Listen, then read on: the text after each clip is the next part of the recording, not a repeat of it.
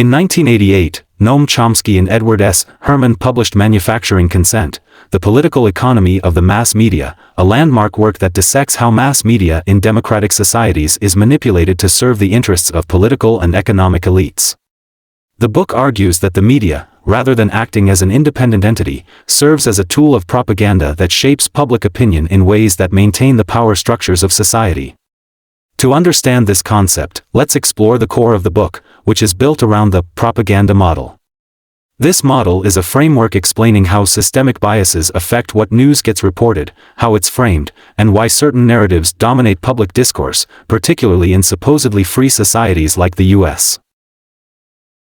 The propaganda model: 5 filters of media control. Chomsky and Herman introduce 5 filters that act as barriers between the truth and the public. These filters shape the news, determining what information reaches the public and how that information is presented. Let's go through them one by one. 1. Ownership. The first filter is media ownership. Major media outlets are owned by large corporations or conglomerates whose primary goal is profit. These companies have significant financial interests that extend far beyond the media itself, often having ties to other industries like finance, energy, or defense. When the owners of media companies are part of the corporate elite, their interests naturally align with the broader goals of maintaining the economic and political status quo. This means that stories which challenge corporate power, or criticize the economic system in which these owners thrive, are less likely to be reported or investigated in depth. For example, a media outlet owned by a defense contractor is unlikely to publish stories that are critical of military spending or the defense industry. This limits the scope of information that reaches the public and ensures that the interests of the elite are protected. 2. Advertising. The second filter is advertising. Media companies rely heavily on advertising revenue to survive. As a result, advertisers, especially large corporations, wield significant influence over what is published and broadcasted. Media outlets, therefore, tend to avoid content that might offend advertisers or challenge their interests. For instance, a newspaper that runs ads from major pharmaceutical companies might avoid publishing stories that question the safety of certain drugs, or it might downplay the role of corporate malfeasance in public health crises. The pressure to keep advertisers happy effectively censors controversial content, further narrowing the range of information available to the public. 3. Sourcing. The third filter is sourcing. News organizations need credible sources to report on events. However, the most readily available sources of news are government officials, corporate representatives, and experts who are affiliated with elite institutions. These sources are viewed as authoritative, reliable, and cost-effective. The problem here is that these sources are often part of the same power structure the media is supposed to critique. For example, if a news story is heavily reliant on information from the Pentagon, the resulting report is more likely to reflect the interests and perspectives of the military rather than offering a critical analysis of government policy. This reliance on elite sources leads to a situation where dissenting voices, particularly those from marginalized groups, are either ignored or given less prominence. 4. Flack. The fourth filter is flack, or negative feedback. When media outlets publish content that displeases powerful interests, whether they be government agencies, corporations, or other influential groups, they often face intense backlash in the form of complaints, lawsuits, or organized campaigns designed to discredit or financially harm the outlet. Flack serves as a deterrent, encouraging media companies to avoid stories that could generate controversy or conflict with powerful institutions. For instance, if a media outlet reports on corporate corruption and faces a barrage of legal threats, it may choose to avoid similar stories in the future to protect itself from further trouble. This, in turn, limits the media's ability to investigate and expose wrongdoing. 5. Anti-ideologies. The fifth filter is the presence of dominant ideologies, particularly anti-communism during the Cold War, but this can also extend to any dominant political ideology, such as anti-terrorism, anti-Islamism, or anti-socialism. This ideological filter dictates that any story or perspective that runs counter to the dominant narrative is automatically suspect and likely to be dismissed or attacked. During the Cold War, for example, any criticism of U.S. foreign policy was often labeled as communist propaganda, and dissenters were marginalized or discredited. Today, similar tactics are used to delegitimize voices that challenge the dominant economic or political order.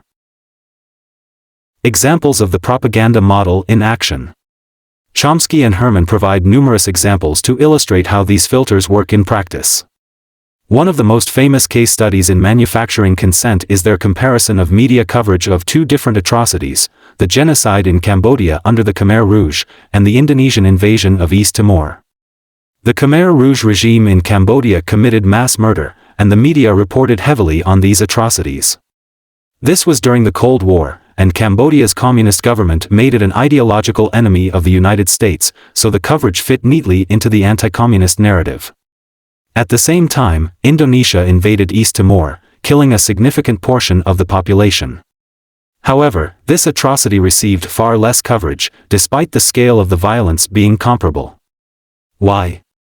Because Indonesia was an ally of the United States, and reporting critically on the invasion would have embarrassed a friendly government and undermined U.S. foreign policy. This stark difference in coverage illustrates how media bias serves the interests of the powerful. The role of the media in democracy. A key theme of manufacturing consent is the contradiction between the media's role in a democratic society and its actual behavior. In theory, the media is supposed to act as a watchdog, holding the powerful accountable and informing the public so that citizens can make informed decisions.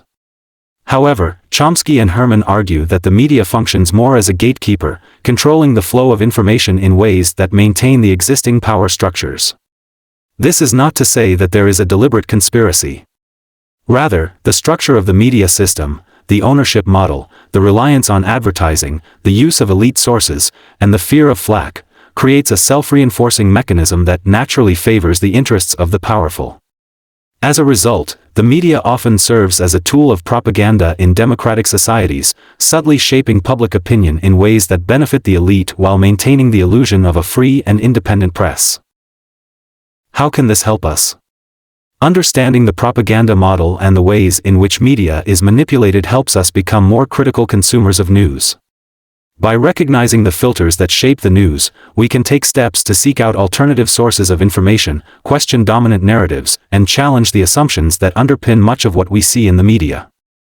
For example, when a major news story breaks, ask yourself, who are the sources? Are they government officials or corporate representatives?